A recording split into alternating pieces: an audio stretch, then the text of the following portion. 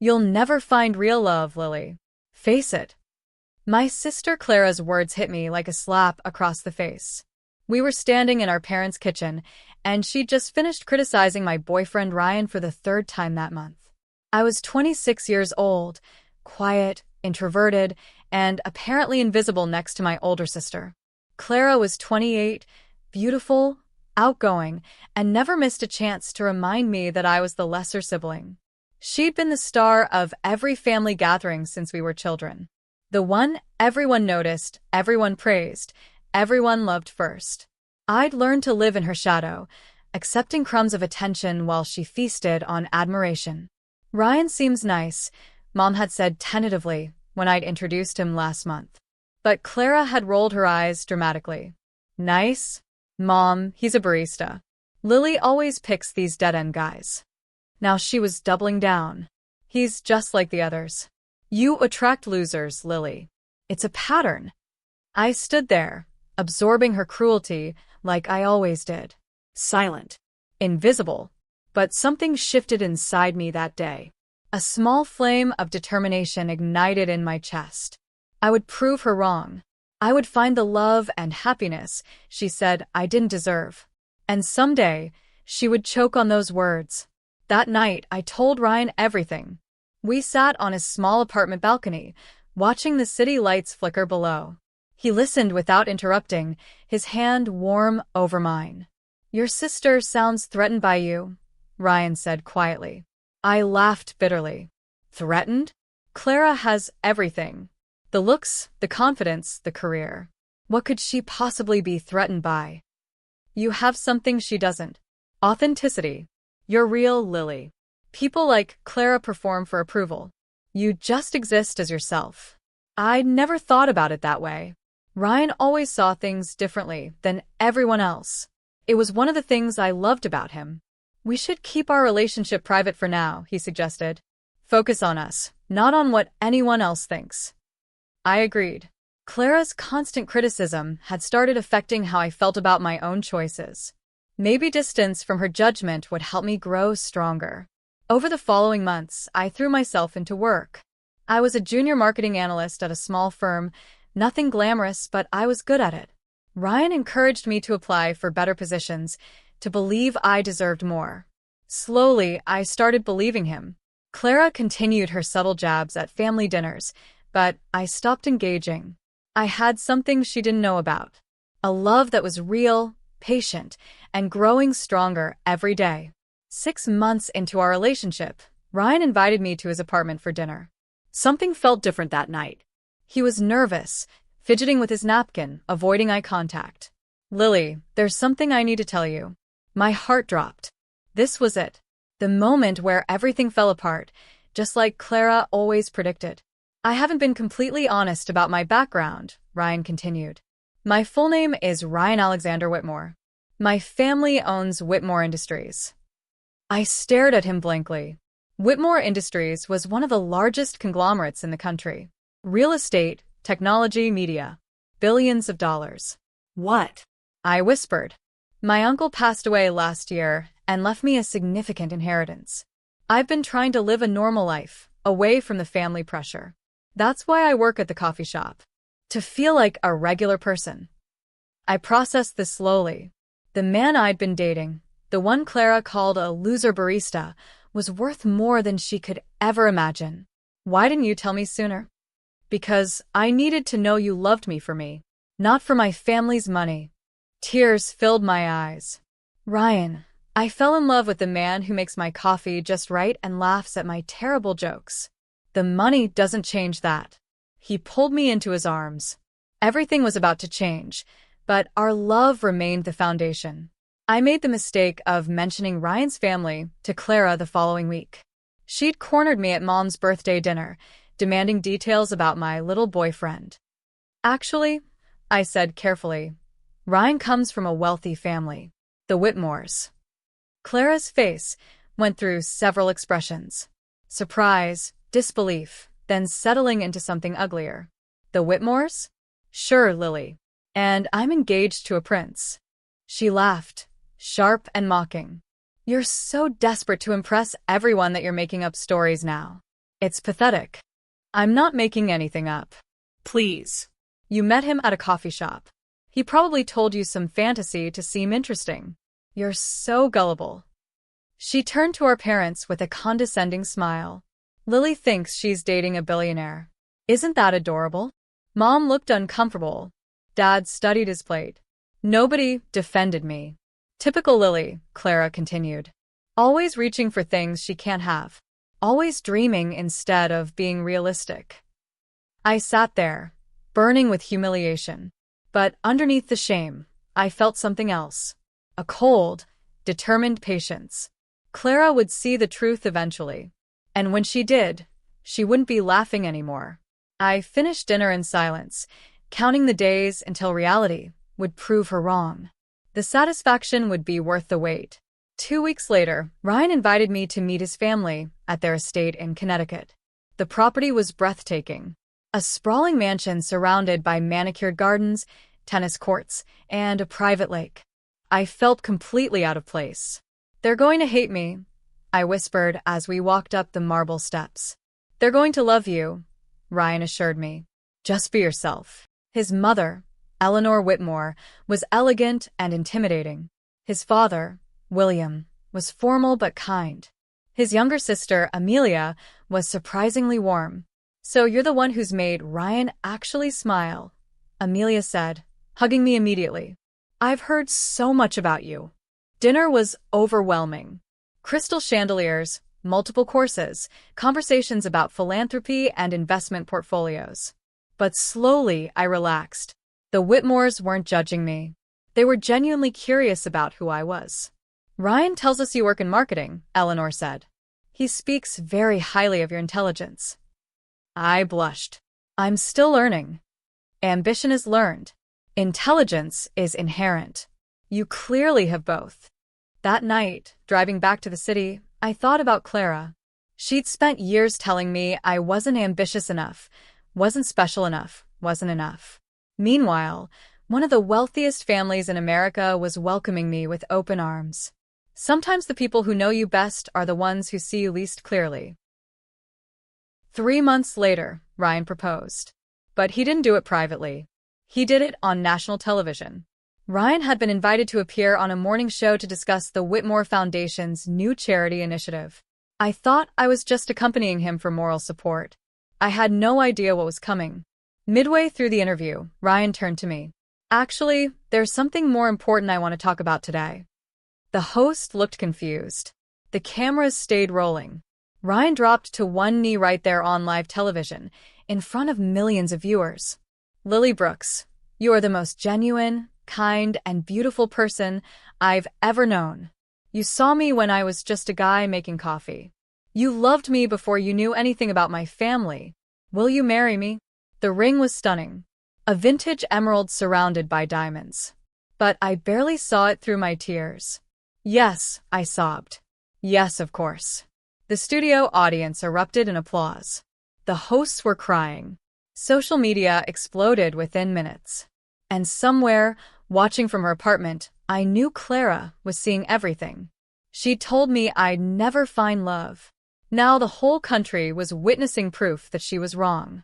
My quiet revenge had begun. Clara's reaction was exactly what I expected. Passive-aggressive comments wrapped in fake concern. Don't you think it happened too fast? She asked at our parents' house that weekend. You've only been together for a year. We know what we want, I replied calmly. And that public proposal? So tacky. It feels like he's using you for publicity. Mom finally spoke up. Clara, that's enough. Your sister is happy. Can't you just be supportive? Clara's face hardened. I'm just being realistic. These things rarely work out. Like your relationships have been so successful. The words slipped out before I could stop them. Clara's eyes flashed with rage. At least I'm not delusional. Enough. Dad stood up, his face red. This is supposed to be a celebration. Clara, either say something nice or say nothing at all. For once, Clara was silent. But I could see the wheels turning behind her eyes. She wasn't going to accept this. She was going to find ways to tear down my happiness. I knew my sister. Her jealousy was just beginning to surface. The real battle was still ahead. Our engagement became a media sensation. Billionaire heir proposes to marketing analyst on live TV. Read the headlines. Modern Cinderella story captures America's heart. Magazines requested interviews. Lifestyle blogs analyzed my outfit from the proposal. People I'd never met were suddenly invested in my love story. I was overwhelmed but genuinely happy. Ryan and I did one carefully selected interview for a major publication. We talked about meeting at the coffee shop, about taking things slowly, about falling in love with each other's souls before understanding each other's circumstances. The story resonated with millions of people. Comments flooded in from women who saw themselves in me. This gives me hope. True love exists. She seems so real and genuine. Clara watched all of this from the sidelines. Her social media posts became more frequent, more desperate. Photos from expensive restaurants, name-dropping acquaintances, subtle hints about her own, exciting news that never materialized. Her friends started asking her about me. Her coworkers mentioned seeing the proposal. For the first time in our lives, I was the sister people talked about. And Clara couldn't stand it. The attention she'd hoarded our entire lives was finally shifting. I hadn't planned this revenge. I'd simply found love. But watching Clara struggle with my happiness was sweeter than I'd expected. Eleanor Whitmore hosted a formal dinner to welcome me into the family. 20 members of the extended Whitmore clan gathered at the estate. Politicians, business leaders, and philanthropists all came to meet Ryan's fiancée. I was terrified. Clara was there too, invited at my mother's insistence. Family should be included, Mom had said. I agreed reluctantly, hoping Clara would behave herself. She didn't. Your house is beautiful, Mrs. Whitmore, Clara gushed, laying the charm on thick. Ryan is so lucky to have grown up here. Eleanor smiled politely. Thank you. We're quite lucky now to be gaining Lily. Clara's smile tightened. Throughout dinner, she tried inserting herself into conversations about investments, travel, and art. But her knowledge was surface level, borrowed from magazines and movies. The Whitmores were gracious, but clearly unimpressed. Meanwhile, I connected genuinely with Ryan's grandmother, who loved hearing about my marketing work. With Amelia, who shared my love of hiking. With William, who appreciated my thoughtful questions about the family's charitable initiatives. By evening's end, I'd been embraced by people Clara desperately wanted to impress. And she'd been politely ignored. The drive home was silent. I could feel Clara's rage radiating from the back seat. She'd expected to outshine me, like always. Instead, she'd been completely overshadowed. Clara confronted me 2 days later at my apartment. She showed up unannounced, her face tight, with barely controlled anger. You're making a huge mistake, she announced, pushing past me into my living room. Good morning to you too, Clara. I'm serious, Lily. Ryan's family has expectations. They're going to mold you into something you're not. You're going to lose yourself trying to fit into their world. I crossed my arms.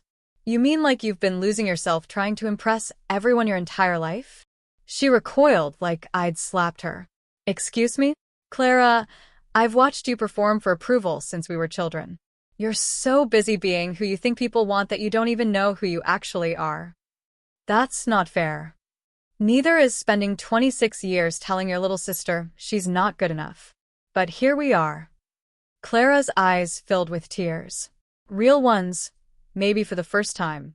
I was trying to protect you, to prepare you for disappointment. No. You were trying to keep me small so you could feel big. The difference is I finally understand that. She left without another word. I stood in my empty apartment, shaking but strangely free. I'd finally said the things I'd swallowed for decades. Whatever happened next, I'd spoken my truth. 1 week later, the Whitmores made a stunning announcement. Eleanor personally invited me to join the Whitmore Foundation's board of directors. More than that, she was creating a new position specifically for me, Director of Community Partnerships. Your marketing background and genuine empathy make you perfect for this role, Eleanor explained. You connect with people authentically. That's exactly what our charitable work needs. I was speechless. This wasn't about Ryan's influence. Eleanor had evaluated my skills and found them valuable.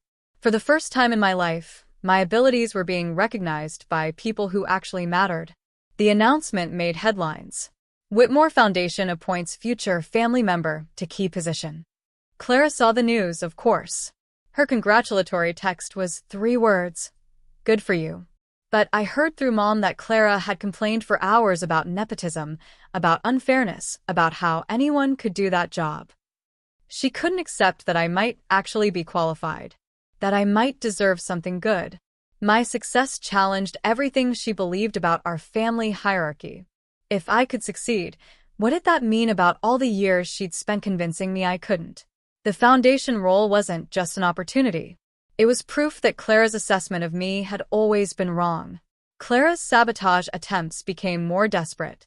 She started calling family friends, claiming concern about my rapid rise in the Whitmore world. "I'm just worried about Lily," she'd say with practiced sincerity. "Don't you think it's all happening too fast? What do we really know about Ryan's family?" The rumors reached the Whitmore circle within days.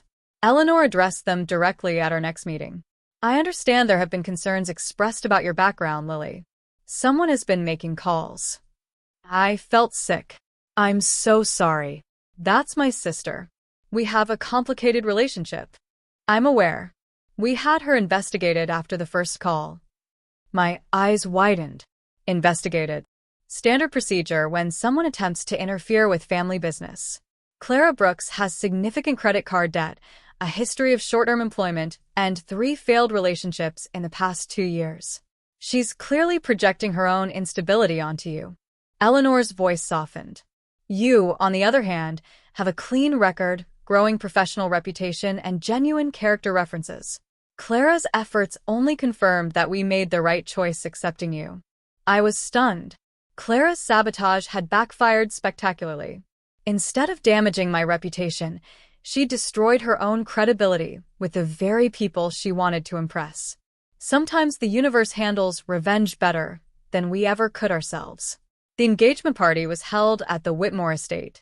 300 guests, imported flowers, a string quartet, and champagne that cost more per bottle than my monthly rent used to be.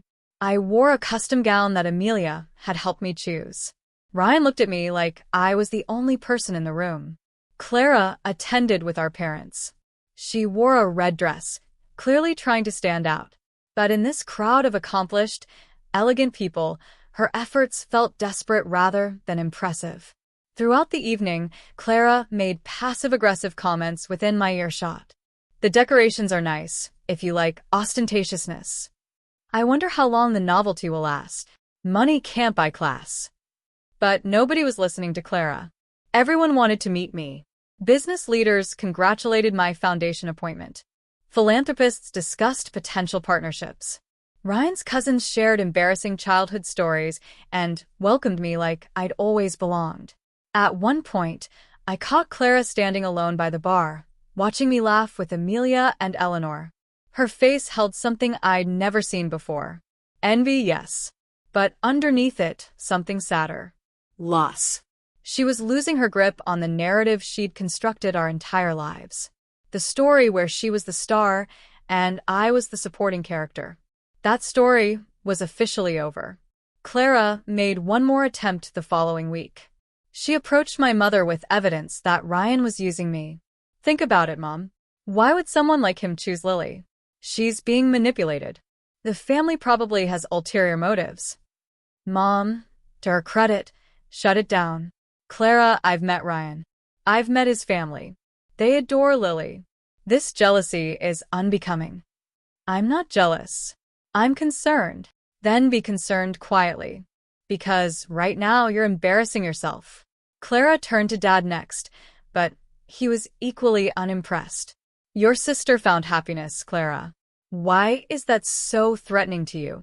For the first time, our parents saw Clara clearly. Not as the golden child, but as someone whose insecurity had curdled into cruelty. It didn't change our past, but it validated something I'd felt for years. That Clara's treatment of me had always been about her, not about any actual deficiency in me. I'd spent 26 years believing I was less than. believing my sister's assessment of my worth.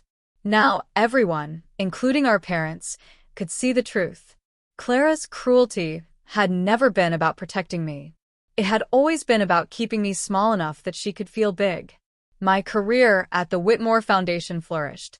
Within 3 months, I'd established partnerships with 12 community organizations and doubled our volunteer recruitment. Business Weekly featured me in their Rising Leaders Under 30 issue. The article focused on my marketing background, my genuine approach to philanthropy, and my vision for community engagement. Ryan wasn't mentioned until the final paragraph. I'd earned this recognition on my own merits. Clara saw the magazine, of course. Her congratulations came via text. Nice article. Guess being engaged to a billionaire opens doors. I didn't respond. Her bitterness was no longer my burden to carry. At the foundation gala that month, several board members approached me with compliments.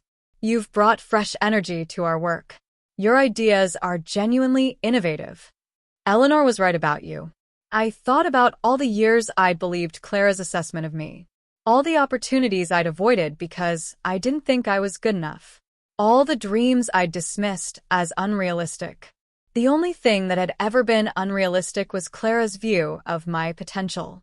With the right environment and support, I'd blossomed into someone even I hadn't known I could be. Clara had tried to bury me. She didn't realize I was a seed. Eleanor hosted a ceremony honoring my first year at the foundation. The event recognized several staff achievements, but the highlight was my Community Partnership Award. As I accepted the honor, I saw Clara in the audience. She'd insisted on attending, claiming she wanted to support me. Her face told a different story. Throughout my speech, Clara's expression cycled through forced smiles and barely concealed resentment. When I thanked Ryan and his family for believing in me, she visibly flinched. Afterward, during the reception, Clara cornered me near the dessert table. Must be nice to have everything handed to you. I took a deep breath. Nothing was handed to me, Clara. I worked for this. Please. You married into opportunity. I earned this position. The board recognized my work. My results speak for themselves. You wouldn't even have been considered without Ryan's family. And you wouldn't have spent 26 years tearing me down if you weren't terrified I might actually succeed. Clara's face went pale. That's not what I was doing. It's exactly what you were doing. And it didn't work. I walked away, leaving her standing alone amid the celebration of my achievements. Sometimes the best revenge is living well, but sometimes it's letting someone watch you live well while they choke on their own bitterness. Our wedding announcement made national news. The date was set for the following spring. Venue: the Whitmore Estate.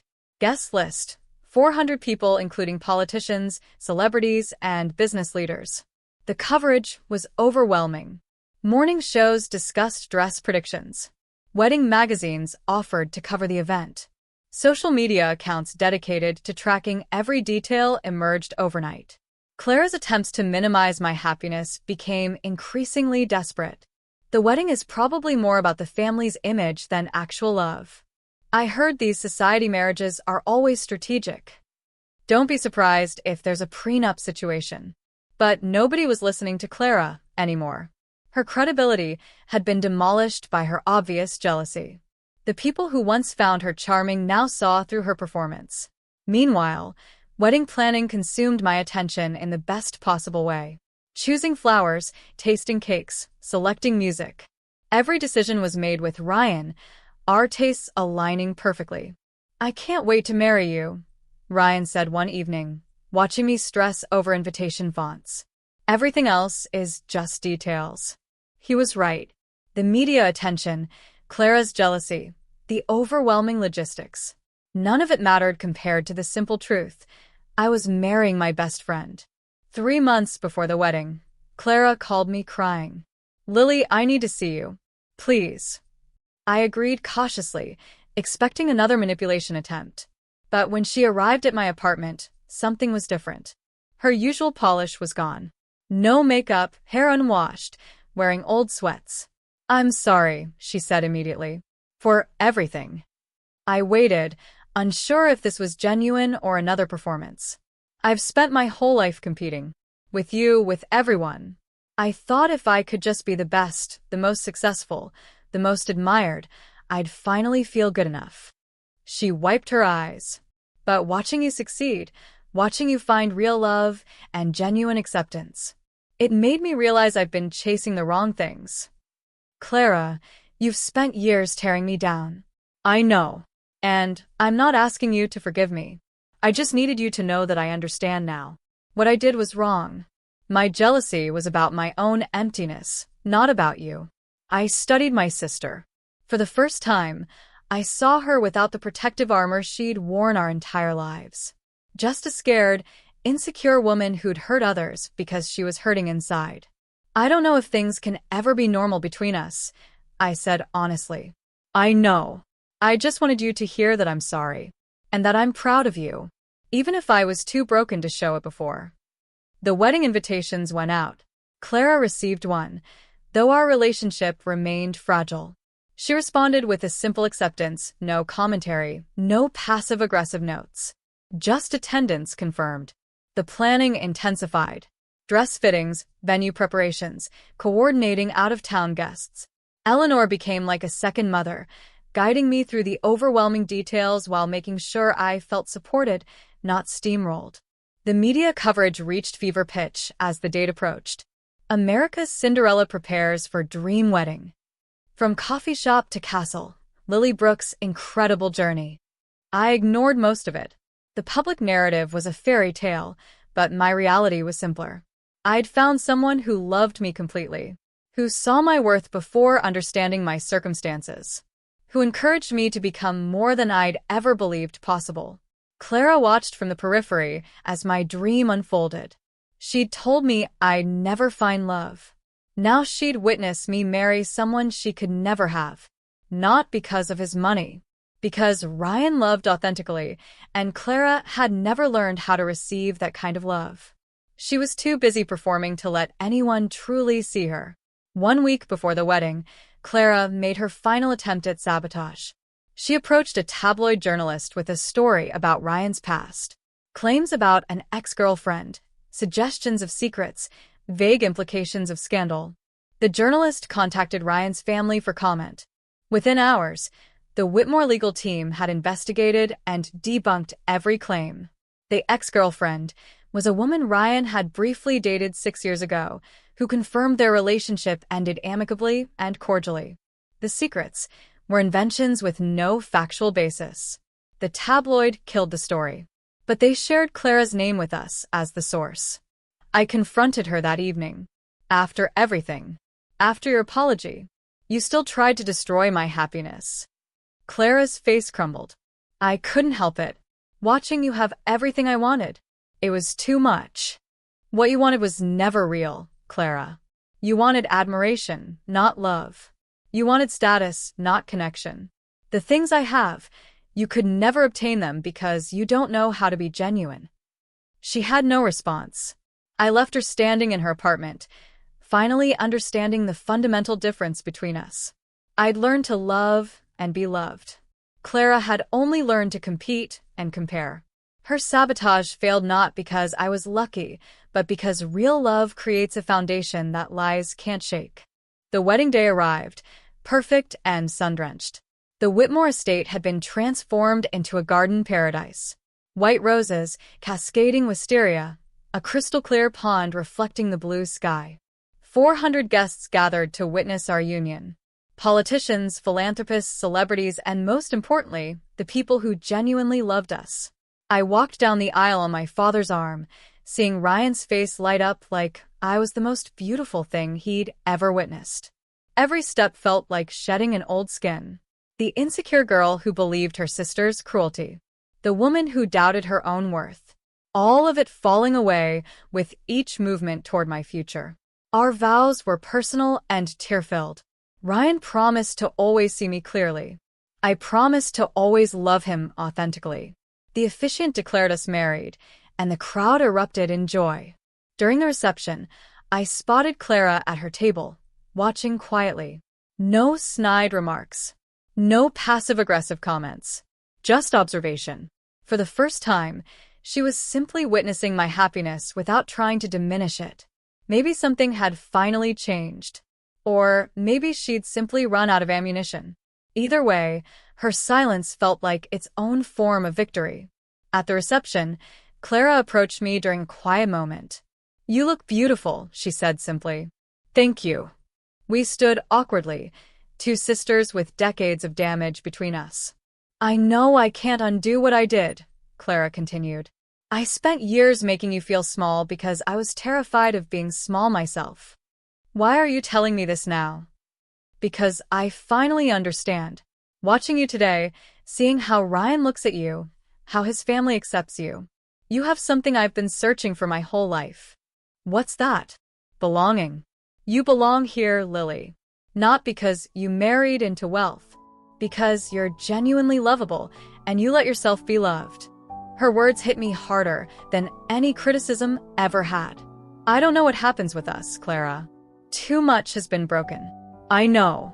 I'm not asking for forgiveness. I'm just finally telling you the truth. You were always the better sister. I was just too jealous to admit it." She walked away before I could respond. I watched her return to her table, smaller somehow, diminished by years of misdirected energy. I felt no triumph, just sadness for what could have been if she'd chosen differently. The weeks after the wedding were blissful. Ryan and I settled into married life at our townhouse in the city, maintaining our own space while remaining close to his family. My foundation work continued expanding. New partnerships, innovative programs, measurable community impact. I'd found not just love, but purpose. Clara, meanwhile, began her own quiet transformation.